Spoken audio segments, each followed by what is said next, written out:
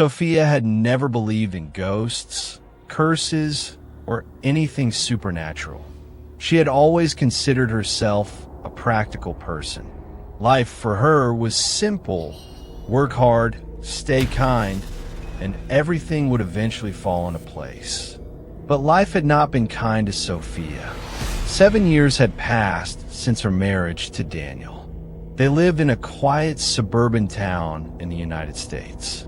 From the outside, their life looked perfect. Daniel had a stable job, they had a comfortable home, and they were known as a peaceful couple in their neighborhood. But inside the walls of their life lived a silence that grew heavier every year. Sophia could not have children. Doctors had tried everything. Tests, treatments, medications. Nothing worked. At first, Daniel had comforted her. He told her they would be fine, that they had each other. But families have a way of turning pain into pressure. Daniel's mother never liked Sophia much to begin with. But as the years passed without a child, her patience turned into resentment. One evening, everything finally broke. Sophia was in her room when she heard voices from the living room. Daniel's parents and his older brother were visiting. Their voices were loud enough that she could hear every word.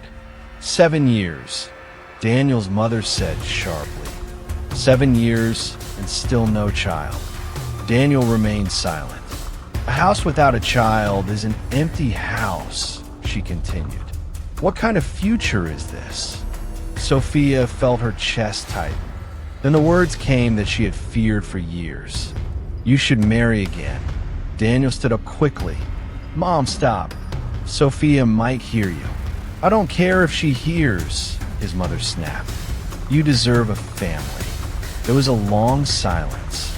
Then Daniel's father spoke quietly. Son, maybe your mother is right. Sophia felt the world spin around her. But Daniel surprised everyone. No, he said firmly. I will not leave Sophia. His mother crossed her arms.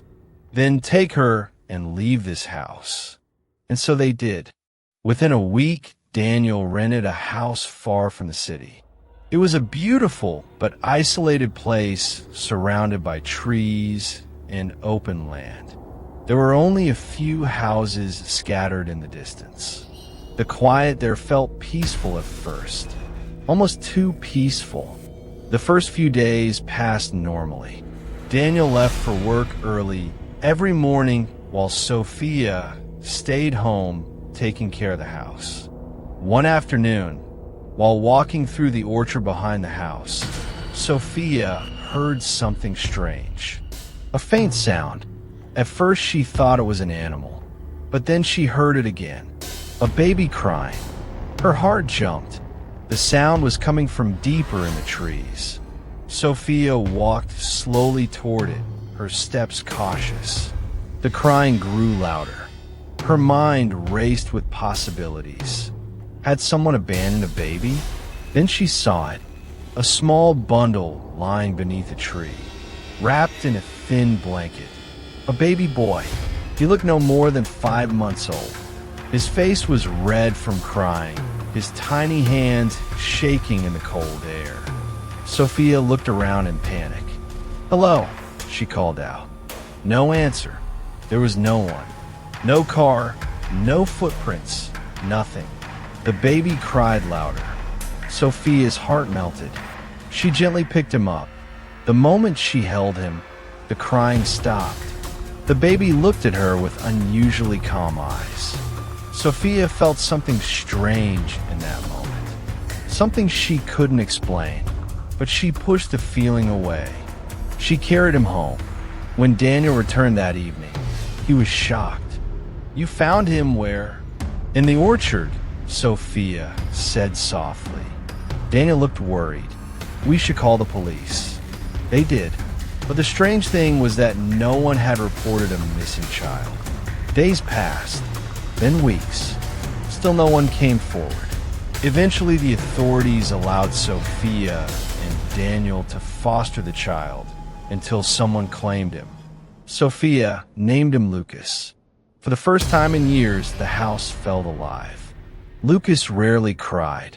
He was strangely quiet, often staring at people with deep, thoughtful eyes that seemed far too mature for a baby. Months passed. Lucas began to grow, but something about him felt different. He almost never slept.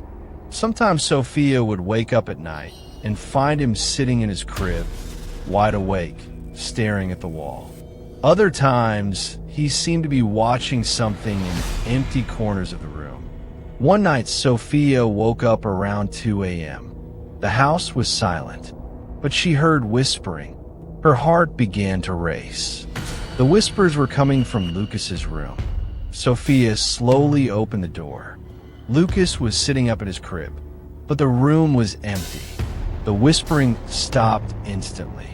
Lucas slowly turned his head toward her and smiled. The next morning, Sophia told Daniel about it. He laughed it off. "Babies make strange sounds," he said, but the strange things kept happening. Objects moved without explanation. Doors opened by themselves. And Lucas often seemed to know things before they happened. When he turned 3 years old, the real nightmare began. One afternoon, Sophia heard screams from outside. She ran into the backyard. Their neighbor's dog lay on the ground, completely still. Lucas stood beside it. There was no blood, no wounds, just lifeless eyes. Lucas looked at Sophia calmly. "I didn't touch him," he said. But Sophia knew something was wrong. As Lucas grew older, the house grew darker. Lights flickered constantly. Cold air filled rooms without reason. Neighbors began avoiding them. Some even whispered strange rumors.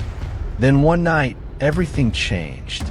Sophia woke up to a loud crash. She rushed into the hallway. Lucas's bedroom door was wide open. But Lucas wasn't inside. Panic filled her chest. She searched the house. Nothing. Then she heard something outside. Sophia slowly walked into the orchard. The wind howled through the trees. And there he was. Lucas stood in the middle of the orchard. But he wasn't alone. Dark shapes moved around him in the shadows. Tall figures that looked almost human. Lucas turned toward Sophia.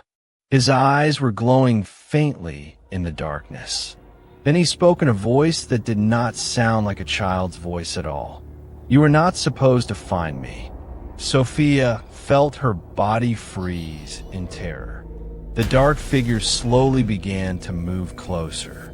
Lucas looked at her with the same calm expression he had the day she found him. "I chose you," he said. "And now you cannot escape." The wind grew stronger.